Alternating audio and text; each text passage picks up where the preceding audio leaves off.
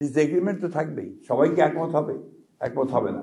যেমন আজকে আমাদের প্রধান উপদেষ্টা যে বক্তব্য দিয়েছেন, এটা নিঃসন্দেহে অনেকেরই আপনারা হয়তো মনে করবেন যে এটা একটা সকলের কাছে গ্রহণযোগ্য একটা আপনার বক্তব্য তিনি দিয়েছেন।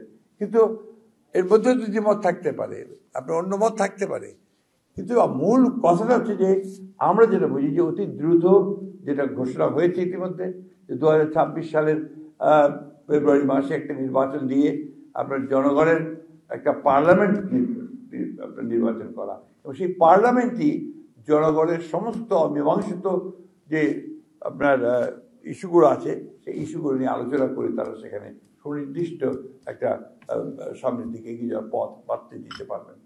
কারণ রাষ্ট্রের মালিক তো জনগণ, তার প্রতিনিধিত্ব করবে কে? প্রতিনিধিত্ব করবে পার্লামেন্ট। তো সেই পার্লামেন্টে যদি আমরা নির্বাচিত করতে না পারি, তাহলে এই যে কিছু মানুষ আমরা বুদ্ধিজীবী যাদের জন্য আপনার বৈষম্য করা হয়, 5 মিনিট বেশি সময় দেওয়া হয় আর আমরা 3 মিনিট পাই রাজনীতিবিদরা, এখানে তাদের চাপিয়ে দেওয়া ব্যাপারটা জনগণের কাছে কতটুকু গ্রহণযোগ্য হবে সেটাও তো আমাদেরকে বিবেচনা করতে হবে।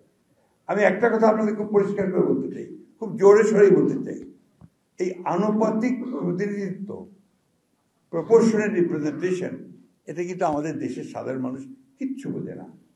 আমি গত কয়েকদিন আগে আমার ঠাকুরগাঁও অঞ্চল থেকে ব্যাপক ঘুরে এসেছি। They don't understand. আমরা এখান থেকে শীততাপ নিয়ন্ত্রিত কক্ষে বসে যতই এই ধরনের জিনিসপত্র তাদেরকে চাপিয়ে দিতে চাই, সেটা আগে তাকে তৈরি করে নিতে হবে। পিআর অবশ্যই জনগণের কাছে এখন পর্যন্ত বোধগম্য নয়, এটা আমি আজকে আবার পরিষ্কার করে বললাম।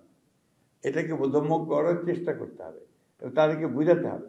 আরেকটা কথা যেটা এখানে এসছে, আমরা কিন্তু খুব পরিষ্কার করে বলেছি যে আমরা নির্বাচনের পরে যে সমস্ত রাজনৈতিক দলগুলো বা শক্তিগুলো একসাথে ফ্যাসিস্ট বিরোধী সংগ্রাম করেছি, তাদেরকে সঙ্গে নিয়ে একটা জাতীয় সরকার গঠন করবার আমরা একটা প্রস্তাব দিয়েছি, এবং সেখান থেকে প্রমাণিত হয় যে আমরা আসলেই এই জাতিকে সত্যিকার অর্থে মূল জায়গাগুলোতে ঐক্যবদ্ধ করে আমরা সামনের দিকে এগিয়ে যেতে চাই।